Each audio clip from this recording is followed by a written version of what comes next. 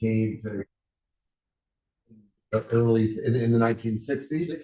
Yeah, and I think some of you were there in the 60s, but some of you may not have been born. But and he's sort of been one of the standards keeping us going. And Peter had sent a note to both David and I that he kept us on the tracks when we were doing our training. But David's always been the true Renaissance man from my perspective, where he's able to integrate medicine with so many other interests. And so when you talk to David, you have to be prepared to talk about so many different things, including music and jazz and all sorts of other stuff. So we're so excited to have him speak on things that will sort of keep us in the lanes as we go in our daily lives with medicine. So we're so excited to have you here. And the inspiration to so many of us in the department. So, thank you. This thing, I think this is the one. Yeah.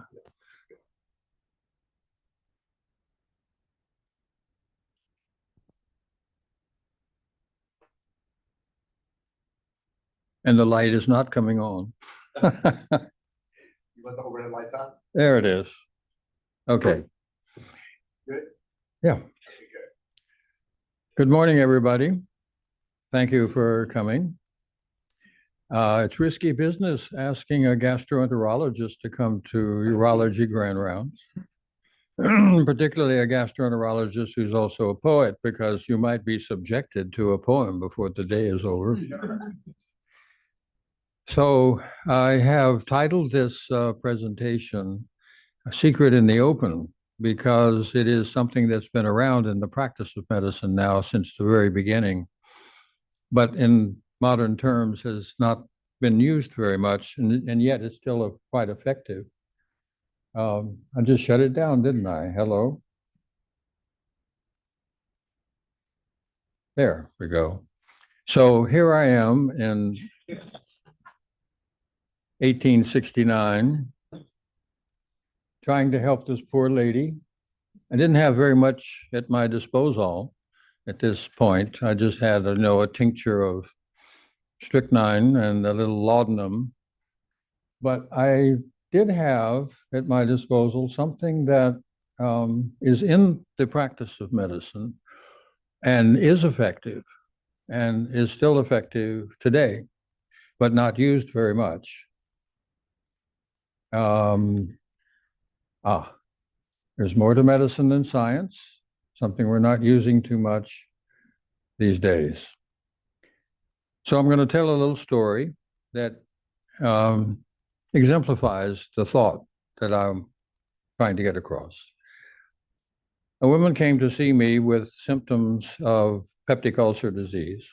She had all the classic symptoms, and we treated her as one does with antacids and so forth, and we got no progress whatsoever.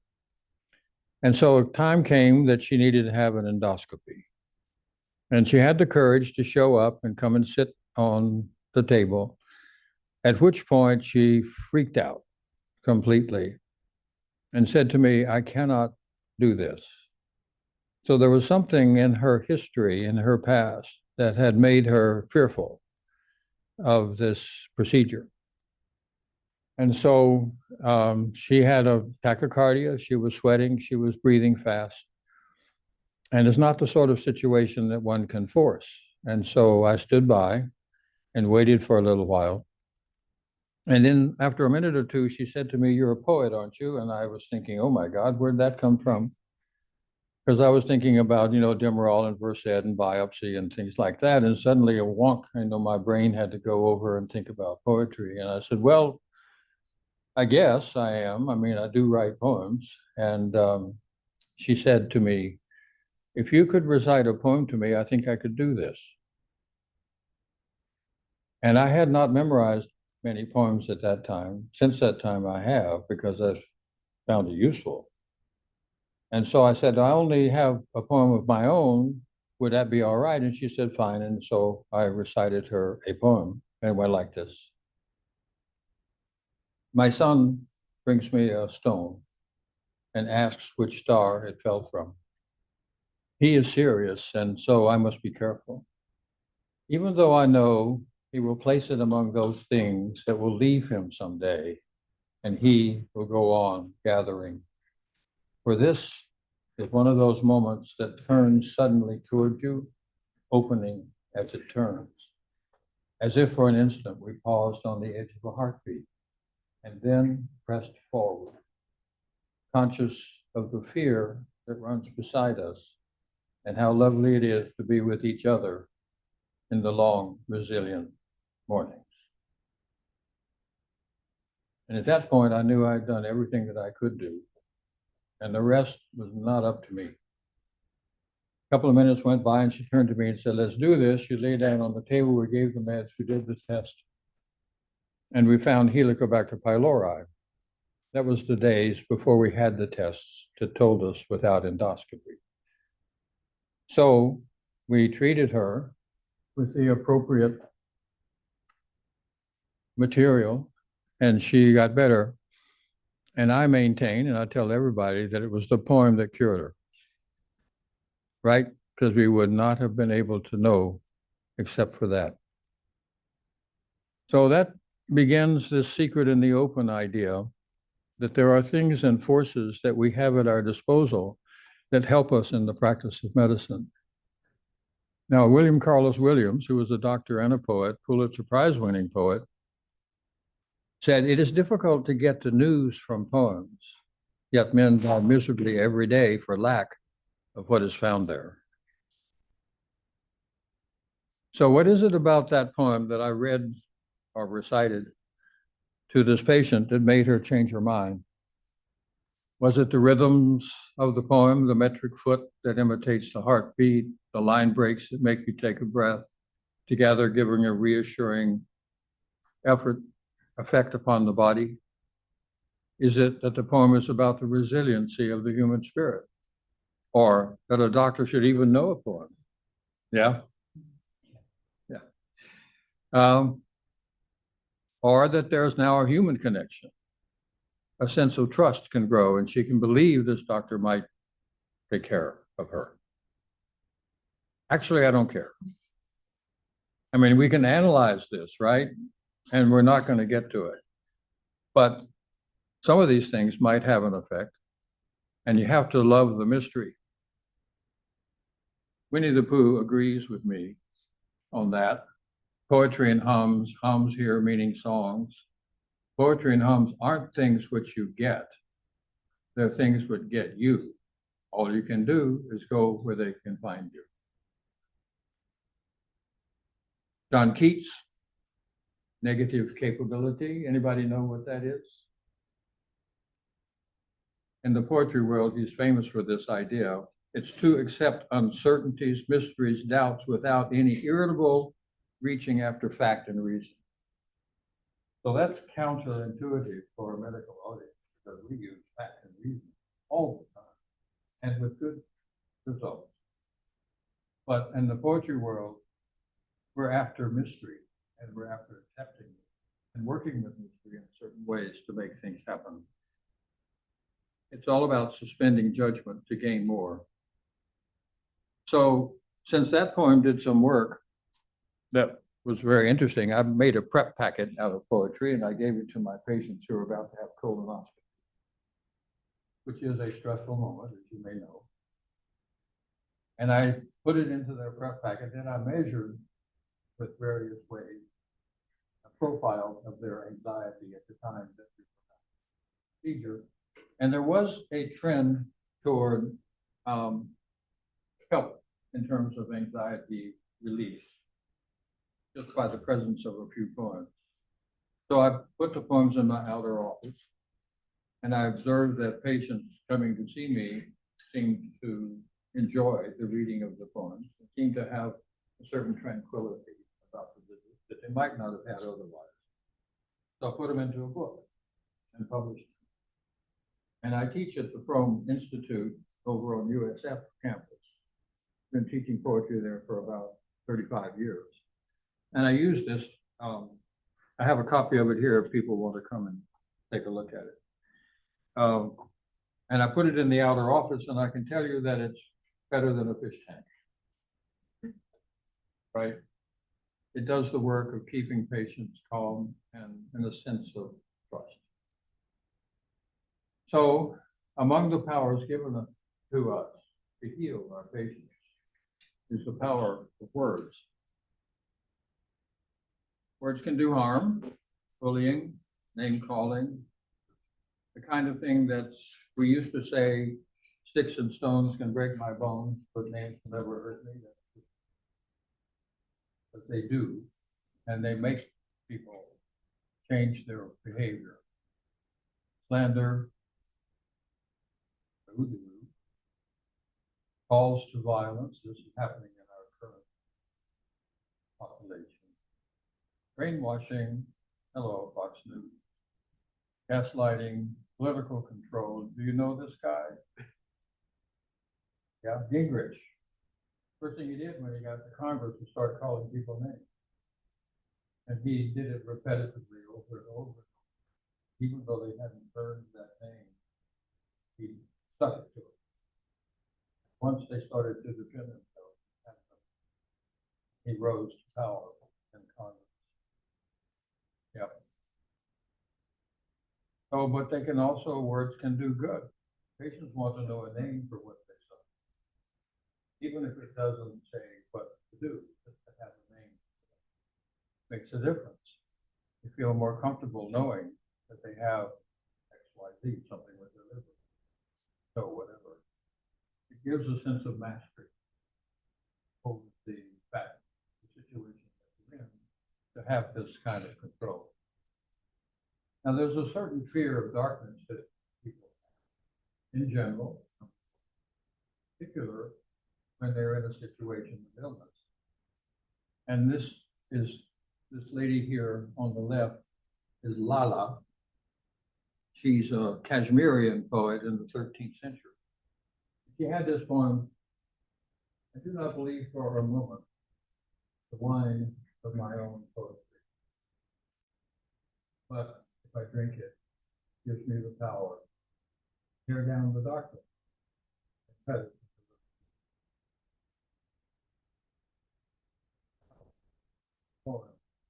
To control darkness is powerful. And then there's a certain sense of mastery that I alluded to. This is an image of the Irish bard. Now, the bards were the poets in Ireland. And they had mastery over words. Everybody regarded them as that. And when they got in trouble of one kind or another, they called the bard to come in and fix it. And the bard usually came in, and if you had vermin in the basement, the bard would stand on the hillside and call them names. And he could keep calling names and keep calling names until they went away. And the belief was that worked just by naming them and calling them names. It would make them go away. So there's a mastery over something else in the life besides self and the situation one is in, that the power to name can also give you a sense of control. And that's what poets do. Maybe not a word, one word name, but to explore an idea deep enough to come close to the truth about it, which is the way of naming and getting a grip of understanding. The poet is the namer or language maker, naming things sometimes after their appearance, sometimes after their essence. Yes, on that essence. So how did words get such power? Well, well, well. So here we have no language yet, but what we have is sensate, right? That baby can read expressions, tone of voice, can understand a lot without necessarily having anything to understand at all about language. And here's how they get language: by hearing it, being talked to, being sung to, being read to, and they assimilate language. Some can, and some cannot. So what's the big difference, and how did we get so lucky? Maybe you know about this, but in evolution, there was the FOXP2 mutation, which was responsible for loosening up the temporalis muscle in the back so that the alveolus could expand to a higher level and make room for the neocortex. So that was a critical piece that enlarged the size, gave room for the enlargement of the brain, development of the neocortex. Actually, this fellow, Neanderthal, had a little bit larger brain than we did. We may have lost him. The second mutation, which was critical, is that the relocation of the larynx, because in the chimpanzee and an early human, and what with the second mutation happened is that the larynx dropped down, the neck extended, and you had a resonant chamber, gave you more facility with making vocal sound to develop a language. Well, the whole business of mutation is very interesting because one wonders how do they take place and why. It turns out environmental stress leads to genomic instability. And so the first thing that happens is the pace of mutation is increased. More of them happen. And the second thing that happens is very curious. The genes recruit a more mistake-prone enzyme to do the replication. So the percentage of mutation that have mistakes in them increases. So you have two different kinds. You had the destructive mutation and you have what's called the fitter mutation for the ones. And turns out the fitter mutations are not only present in larger numbers because of the increased numbers of mutations involved, they're increased in the percentage. So that the likelihood of getting an advantage in adaptive evolution is decreased by the process. I like to think of this as the intelligence. All right, so if we are starting with language, we have this thing in our hands, we make an abstraction from it and give it some kind of name, call it rock or something else. Well, that's one ring of difference, distance away from the object, because it is not the object, right? The word rock is not the object. It's an abstraction that you made.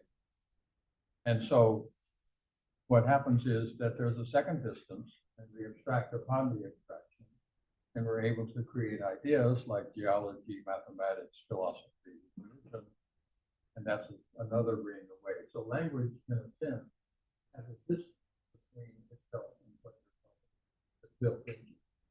And so it has an imperfection. Even in images, this is Marguerite. This is not a pipe.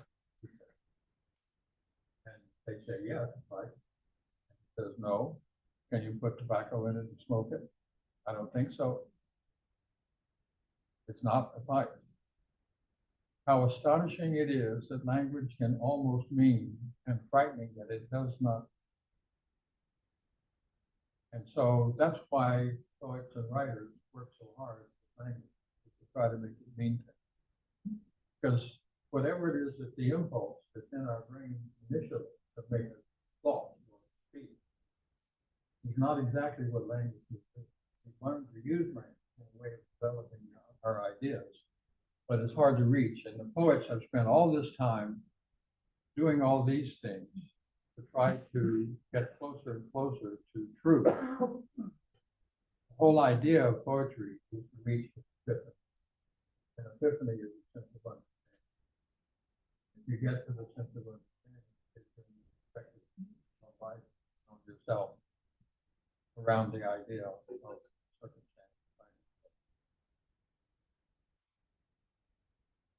But there's a catch. So I give workshops in poetry writing, fiction writing all over the country, and people will bring a poem that looks pretty good for the first part, and then it begins to fall apart. And if you take a look at where the poem starts to fall apart, always where the poet chickened out. They were getting into a place where they were going to get something dangerous or scary. That's where, of course, the risk is.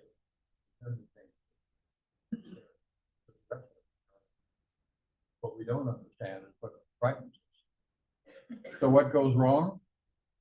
Well, look, Poets have spent centuries building techniques out of images, rhyme, repetition, all that stuff. And they work because, why? Because they're trying to get to the truth, and they become actually genomically linked to truth. Whereas if you abandon the use of them, the truth, if you kick it out, then the poem will abandon the poet and will not allow it to go forward. Remember that Lala said that the poem gave her the power to tear down God. So if they hedge, the poem quits on them, and they have to put a drop of their own blood on the page, or it's not going to go. And so the result from all of that is that there's a powerful machine for truth and beauty that comes out of the poem. And that gives it power in the situation of radical service. It pushes language, which brings epiphany, a sudden recognition of some deep truth, and it changes opinions and stokes up truth. The reflection that goes through your conscience to reach an epiphany is to take a different look. Now, this is something kind of interesting here that James Cinnabaker down in the for some reason he decided that a certain style of writing would lead to some psychological improvement. And so he put together groups of people writing. And it was his notion, like psychotherapy, that if you're writing about something that is traumatic in your heart, you're going to get some psychological action. Whereas if you bury it, a la Freud, that's something else. And in the physical world, like an ulcer. So he took students, naturally, beginning big groups, put them into groups. And to make a long story short, what he found was that if they wrote for 20 minutes, 3 times in 1 week, when they went to writing, and then didn't write anymore, but the command was to write about something traumatic. Their first response was to get a little shaky about that, because naturally they were. But the delayed response was that they had a sense of mastery, sense of control. They attended more classes, they did better at school, and they did not show up at the medical facility on campus nearly as often after doing this kind of writing. And so he went from there to test their immune system and found that their T cell was. So there is a connection, and there's no surprise with that. The nerves are connected to every aspect of the body, but we also have neurotransmitters and receptors everywhere. The gastroenterologist, I can tell you for sure that there are millions and billions of them. Yeah, I tried. Sure that.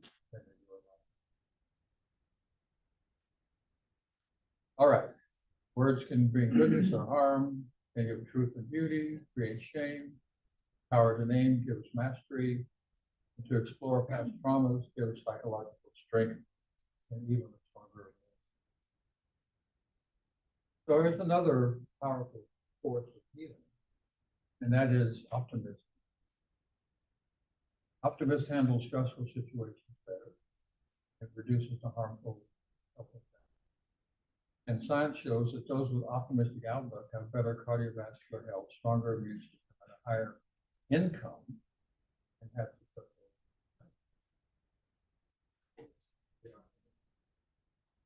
The positive life view. Coronary disease, most optimistic individuals have 50% reduced rate of that initial cardiac attack. In women's health, over an 8-year period, most optimistic women had a 9% lower risk of coronary. All right, and then here's another positive, so not enjoyable.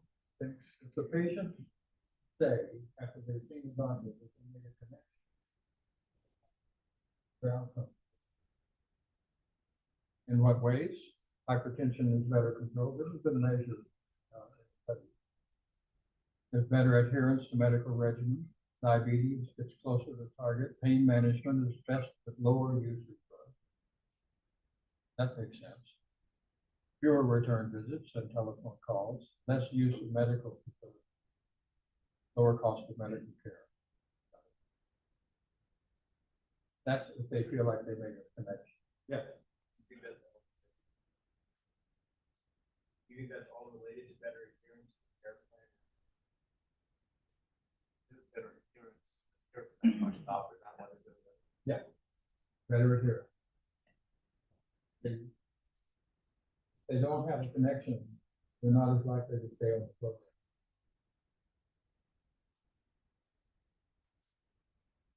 Not just about being nice, they actually do better. And then love in the life.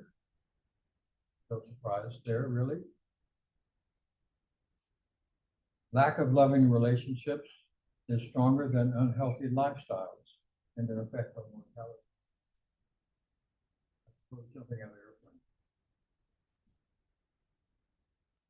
With love, risks are lower for cancer, heart attack, hypertension, prolonged medical delivery, poor T-cell response, chemotherapy. Connection, communication, love.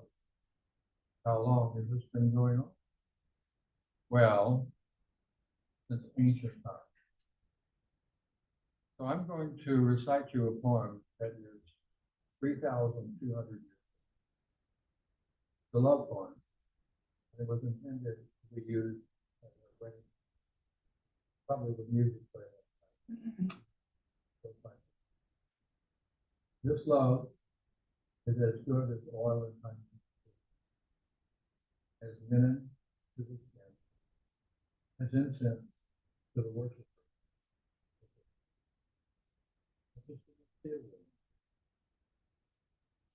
There's a right pair in a man's hand. There's the date to make it is the seed, the baker of that. We will be together even after 4 days. All the days in between will be fruit.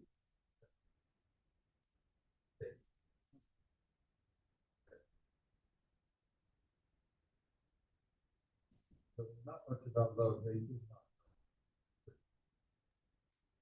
not much about my book. I don't know in these days. And I have others that I have collected, and I could recite them afterwards if people are interested. But each of these poems show different aspects of love. The ancient Egyptian was a miracle love, Thomas Transformer. His love of a woman during a time of strife, he thinks and on a Mahava, that's how.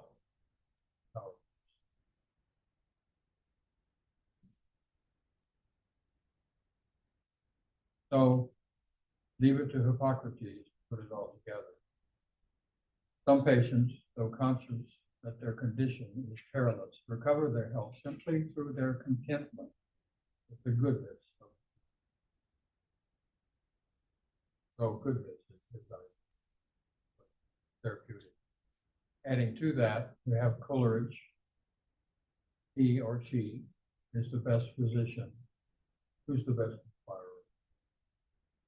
And you can deliver bad news with a hope, right? You can't just come in and say, blah, blah, blah, this cancer.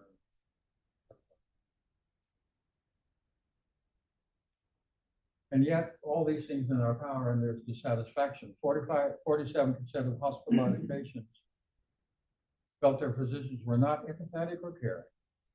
90% couldn't name their doctors.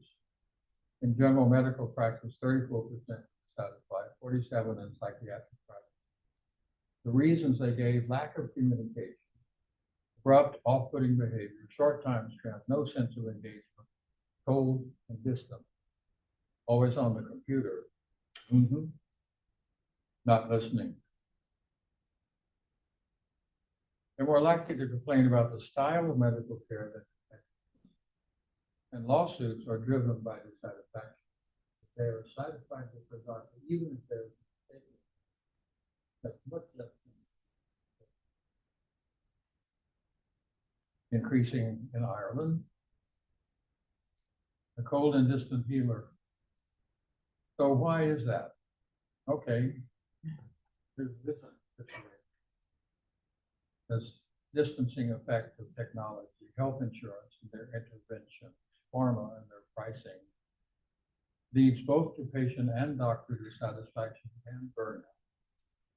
Burnout among physicians, 40 to 58. 2 times the general population. It's attributed to the depersonalization of medicine, and its contributors are the insurance companies, all these things that they do. Pharma, these things they do. The EMR, the screen magnet that it is. The eye contact releases oxytocin, but that leads. How that works. The eyes are on the computer the whole time, you miss this opportunity. So have we become a trade instead of a profession? So the antidote, apparently, to this burnout situation is the business of compassion, connection, balance. Doctors will say they're 78%. Yeah, we're compassionate, and but they say they don't have really time for it. And the patients say, well, maybe 54%. And it's been shown that a compassionate practice reduces physician burnout by 10 to 20%. So this is my mentor, John Carboni. He was loved by his patients, and he was one of these big guys.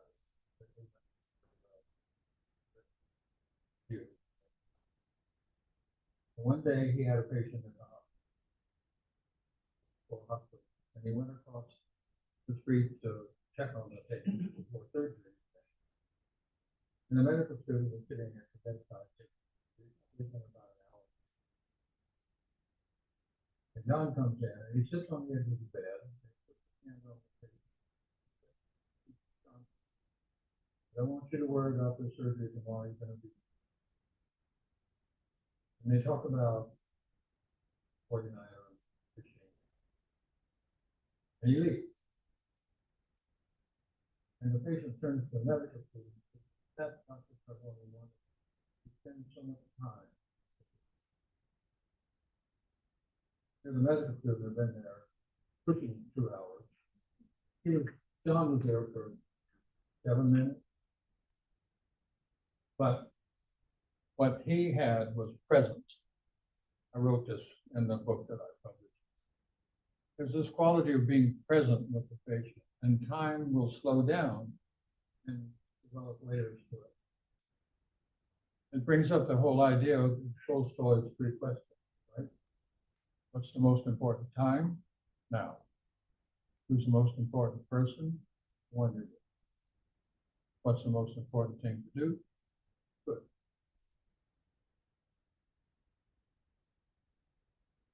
I'll tell you a story from my own practice. A woman came to see me with headaches. She had headaches for 15 years. She had a bunch of doctors, did a bunch of tests, taken a lot of medication.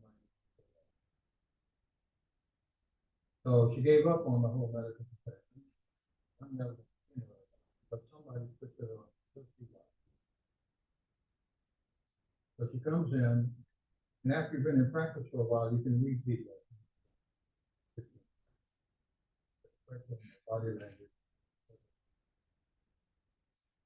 I can tell I just try to shut up and look. But she comes in and sits down and she tells me the story of her day. But on the day they come home, all the eye vision. If she's had this study, if she's taken this drug. And at the end of her monologue, I know what she's done is read the same history that all those doctors used. But she's been schooled by them to tell me what she thought I wanted to hear. I didn't know anything more than those other doctors. that point. Because I had the same data. So I didn't say anything. I said, that doesn't happen very often. The doctor, how much time do you think elapsed before the patient was interrupted? I mean, 13. And the interruption is to re-guide the history along a certain pattern that you can train to recognize. The 3D in the pattern recognition, right? To recognize the pattern, okay, that's it. That would make a diagnosis, and then we get to that. So we had this awkward period of silence, during which time I was absolutely content. But after about a minute and a half, she sits up, she does the little piece of pop. Says, you know, something happened to me last week, I did not understand. But, said, well, I was going to see my 13th floor of the Bank of America. And I realized for the first time in my life, I did not want to get in the same elevator with my husband. And then she looks at me and she says, what do you think? That's dangerous. I've known this for 12 minutes. I'm going to tell her what to do. Not my job. They do that. So I said to her, I'm not sure it was correct. And it also implied that I had to hear. But I said, I think you need to think about it. And she went away and came back to me. In that period of time, she's been in the locker. She moved the furniture for the singing. And she looked at me and said, you did that. Said, I did not. What I did was let you listen to what you had. So what happened there was we spent all this time in a medical session dealing with what we know how to deal with about the other side. But she knew in her conscience. And she said, you've forgotten something. I said, what's the matter? So she got rid of the problem. Her headache went away. So we spent about 10 minutes, the first 12 minutes, the first time, maybe 15 minutes. All that time that we spent before, by comparison, makes it very interesting. Listening is the key. All right, so in terms of brain function, we have this prefrontal cortex, the VFC. That's the linear thinking brain.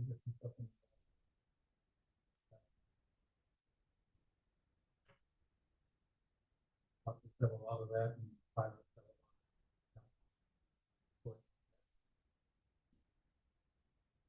Because they got this guy over here, which is a default mode network. So when the jazz musician is playing Bach, it lights up the prefrontal cortex. When he's playing jazz, it lights up the default mode.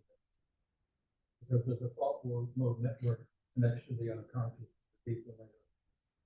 And that's for creativity. And that's where emotion is. So that river of emotion is. And you can, there are musicians who are classical musicians who cannot play a note. Yeah. So they haven't learned how to access the default network. So, you know, shut up and listen, and the default network will tell you what to do sometimes. All right. So this is an article that I wrote for the New England Journal. It's called Cure for the Common Cold. And I wasn't talking about an upper respiratory infection. I was talking about the cold of this position. Thank you very much. Looks like you're getting copies. Embedded in this is my own personal story of my own, which I'll tell you briefly. And the rest of it is a sense of what I think needs to happen in medical education. The personal story is this. When I was third year medical student, I was at the Gentile Hospital emergency room.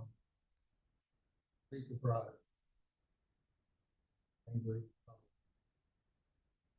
And this patient comes in that has been in practically every night. Obese, alcoholic, unconscious. Anyway,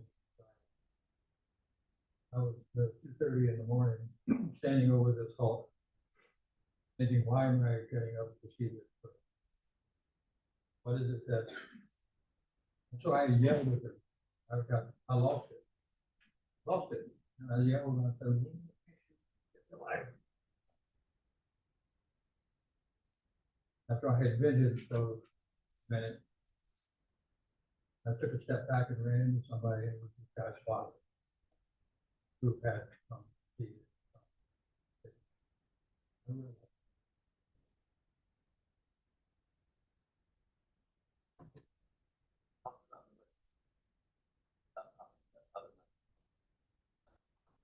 Yeah, okay, sure. Yeah. So I wondered about myself, what happened to that fair-haired young fellow that showed up wanting to be compassionate and heal people. Where did that person go? And I didn't really know, but I found out later because they've done studies on this. And turns out that the devil is in the third year. So this is scales that are tested for medical students. And on the left-hand side of the graph is when they arrive at medical school. And then each of these dots represents in the first year, in the second, in the third, and the fourth. Now the women are in that upper one. We all knew that the women were better. And say they had higher scores throughout, but everybody dipped in the third year. Everybody. And it didn't quite come back up to where they even started out at the beginning of May. So why is that? Besides medical school, there's probably no other four-year experience unless war that can so change the cognitive content of one's mind and the nature of one's relationship with others. I should get over here again. Maybe I'll do this.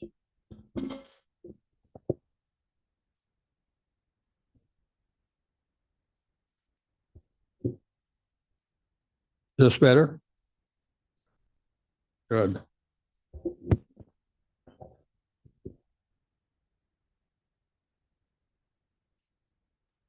So maybe in education, what we need to be doing is to offset the linear influences of science. Because if you follow people who specialize in science and they get science all the time, and they go like into particle physics or something, and they end up in a situation where if they're not careful, they lose some of this atrophic aspect. Well, let's see, I think I may be missing a slide, but anyway, I'm suggesting that humanities in the curriculum in medical school would help. Aristotle said that educating the mind without educating the heart is no education at all. The brain is what you feed it. All right, so this slide is a little hard to interpret, but I'll tell you what they're trying to get across. If you go to England and London and you get a cabbie, that cabbie has been in training to be a cab driver for a year and a half before they'll let the person on the streets. And the reason for that is the complexity of the geography of London. And so they go through this intense training. And these folks who did this study realized that there was a site-specific part of the brain that was dedicated to this whole business of cartography. It's not usual that there's a site-specific area. There are some, but this is one, and it's located in the hippocampus. What they were able to show is that as they educated these folks in cartography, basically, there's an area in the hippocampus that actually grew in size. So that at the end of the 1.5 years, they could see a change. And at the end of a 30-year career, there was a massive change in that physical spot in the hippocampus. So not only does the brain change in terms of in terms of its electrochemical aspects, but in terms of the volume of the brain itself, it actually hypertrophies depending on what you feed it. So one can imagine that if you feed it science all the time, that side of the brain gets larger in more than one way. And if you ignore humanities, that side gets smaller or atrophic in more than one way. And so is that what happens to medical students? Well, I've never let my schooling interfere with my education, says Twain.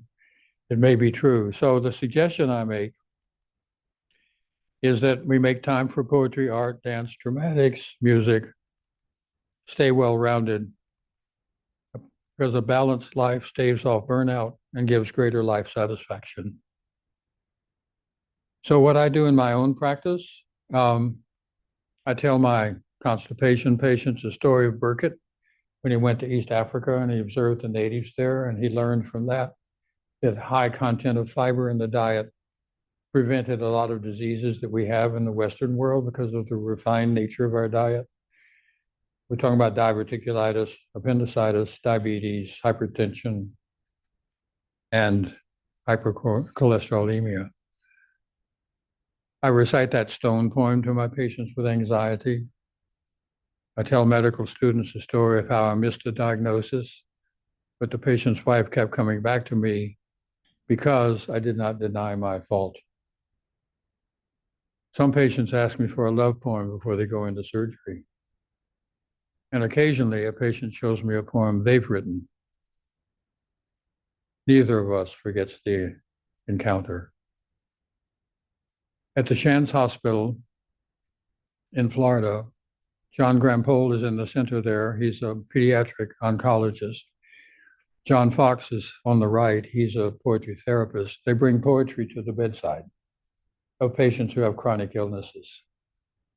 And what they have observed is that it gives them a greater feeling of well-being while they're trying to deal with their illness.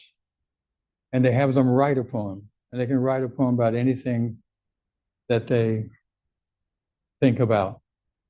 And what they do with that poem, they don't critique it in the usual sense we do in workshops where we're interested in creative writing. They look at the emotional content of what has been written and talk about it. And it gives an opportunity to go into the deeper levels of consciousness with these patients. And they seem to do better. So we did a documentary for PBS on this that aired in 2008. So let me count the ways. We're given trust to lead a patient through a difficult time. We might stumble on the right diagnosis, have better outcomes, avoid burnout. Our personal satisfaction is better. Everybody has a better time. I rest my case. Thank you.